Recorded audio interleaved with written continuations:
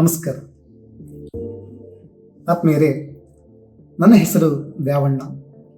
ಲೋಯಲಾ ಕಾಲೇಜಿನ ಕಲಾ ವಿಭಾಗದ ಮುಖ್ಯಸ್ಥನಾಗಿ ಕಾರ್ಯನಿರ್ವಹಿಸ್ತಾ ಇದ್ದೇನೆ. ಇಂದು ರಾಯಚೂರು ಜಿಲ್ಲೆಯು ಸಾಂಸ್ಕೃತಿಕವಾಗಿ, ಐತಿಹಾಸಿಕವಾಗಿ, ಶೈಕ್ಷಣಿಕವಾಗಿ ಪ್ರಸಿದ್ಧ ಜಿಲ್ಲೆಯಾಗಿ ಗುರುತಿಸಿಕೊಂಡಿದೆ.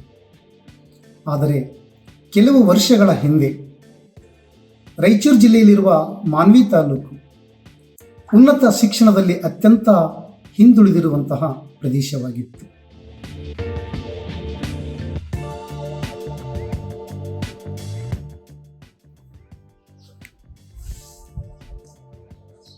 ಈ ಭಾಗದಲ್ಲಿ PUC ಹಂತವನ್ನು ಪೂರ್ಣಗೊಳಿಸಿದ ಎಷ್ಟೋ ವಿದ್ಯಾರ್ಥಿಗಳು ಉನ್ನತ ಶಿಕ್ಷಣವನ್ನು ಪಡೆಯಲು ಹೊರದಾಡುತ್ತಾ ಇದ್ದರು. ಅನೇಕರು ಬಡವರಾಗಿದ್ದು ಓದನ್ನು ಮುಂದುವರಿಸದೇ ಅರ್ಧದಲ್ಲಿಯೇ ತಮ್ಮ ಶಿಕ್ಷಣವನ್ನು ಮೊಟಕುಗೊಳಿಸ್ತಾ ಇದ್ದರು. ರೀಚಿಂಗ್ ದ ಅನ್ರೀಚ್ಡ್, ಅಂದರೆ ತಲುಪದವರನ್ನು ತಲುಪುವುದು ಎಂಬ ಧ್ಯೇಯ ವಾಕ್ಯವನ್ನು ಇಟ್ಟುಕೊಂಡು 2012ರಲ್ಲಿ ಲೋಯಲಾ ಪದವಿ ಕಾಲೇಜನ್ನು ಆರಂಭಿಸಿದರು. ಪ್ರಾರಂಭದಲ್ಲಿ 12 ಜನ ವಿದ್ಯಾರ್ಥಿಗಳಿಂದ ಆರಂಭಗೊಂಡ ಕಲಾ ವಿಭಾಗವು ಇಂದು 123 ಜನ ವಿದ್ಯಾರ್ಥಿಗಳನ್ನು ಒಳಗೊಂಡಿದೆ.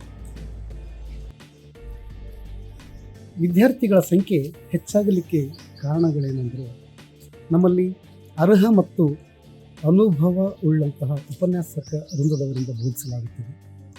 ಜೊತೆಗೆ ವಿದ್ಯಾರ್ಥಿಗಳ ಬೌದ್ಧಿಕ ಮಟ್ಟವನ್ನು ಹೆಚ್ಚು ಮಾಡಲು ವಿವಿಧ ಸೆಮಿನಾರ್ಗಳನ್ನು ನಾವು ಹಮ್ಮಿಕೊಳ್ತಾ ಇದ್ದೀವಿ. ಈಗಾಗಲೇ ಅನೇಕ ವಿಚಾರ ಸಂಕಿರಣಗಳನ್ನು ನಾವು ಹಮ್ಮಿಕೊಂಡಿದ್ದೀವಿ.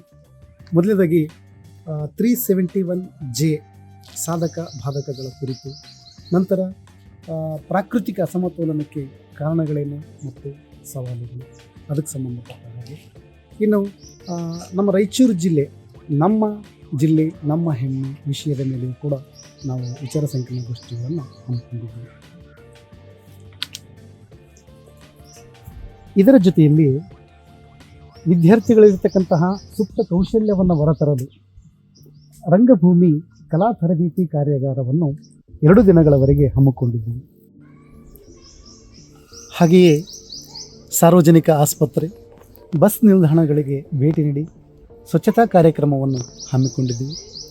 ನಂತರ ಮಾನವೀಯ ಸುತ್ತಮುತ್ತಲಿರುವ ಅನೇಕ ಹಳ್ಳಿಗಳಿಗೆ ಭೇಟಿ ನೀಡಿ ಅಲ್ಲಿನ ಸಮಸ್ಯೆಗಳಾದ ವರದಕ್ಷಿಣೆ, ಬಯಲು ಮುಕ್ತ ಶೌಚಾಲಯ ಮತ್ತು ಬಾಲ್ಯ ವಿವಾಹ ಪದ್ಧತಿಯ ಕುರಿತು ನಮ್ಮ ವಿದ್ಯಾರ್ಥಿಗಳಿಂದ ಬೀದಿ ನಾಟಕಗಳನ್ನು ಹಮ್ಮಿಕೊಂಡು ಅರಿವು ಮೂಡಿಸಲಾಯಿತು.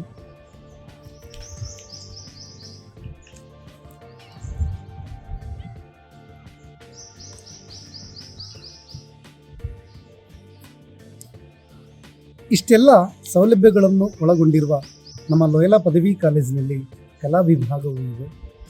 ನಮ್ಮಲ್ಲಿ ಇತಿಹಾಸ, ಅರ್ಥಶಾಸ್ತ್ರ, ರಾಜ್ಯಶಾಸ್ತ್ರ ಮತ್ತು ಐಚ್ಛಿಕ ಇಂಗ್ಲಿಷ್ ವಿಷಯಗಳನ್ನು ಬೋಧಿಸಲಾಗುತ್ತದೆ.